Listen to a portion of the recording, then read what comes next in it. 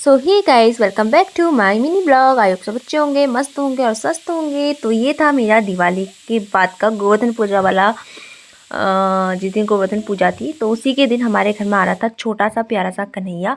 और उसके लिए चल रही थी यहाँ पर फुल ऑन प्रिपरेशन। भाई जिन्होंने कभी काम नहीं किया ना वो भी तुम्हें यहाँ पर काम करते हुए दिखाई देंगे।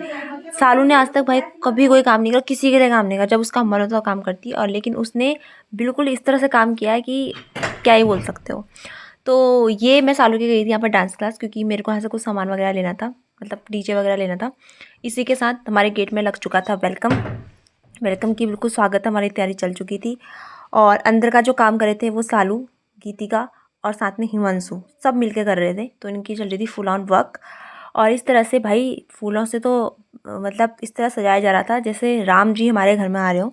तो इस तरह से फुल ऑन प्रिपरेशन चल रही थी इनकी यहाँ पे फुल ऑन। तो जैसे आप देख ही सकते हो, हमारे घर की हालत भी देख सकते हो। और मम्मी अंदर किचन में बना रही थी खाना। मम्मी का काम था खाना बनाने का, और पापा का काम था सारा सामान को समेटने का। तो हमारे घर में ऐसे ही होता है। तो इसी तरह से खौच पौच चल रही थी हमारे घर में। और इसके बाद हमारा भाव आने वाला ही था, तो हम उसकी थाली के प्लेट बिल्कुल सजा रहे थे, और साथ ही हमने लड्डू भी रखे हुए थे। तो इसी तरह से चल रही थी हमारी प्रिपरेशन। जैसे आप देख सकते हो, पूरी सीढ़ियों में बैलून लगा के ऐसा गजब कर दिया जो आज तक मतलब किसी के उसमें ही नहीं करा इन्होंने। तो ये हमारा भाव यहाँ पर आ चुका था, जो हमको समझ रहा था कि भाई ये हैं तो हैं कौन, तीन देवियाँ। तो धीरे धीरे वो हमको समझने लगा। अब चाहे हम जैसी भी हैं, है तो उसकी मौसियाँ ही ना, तो हमको पहचाना तो उसको था ही।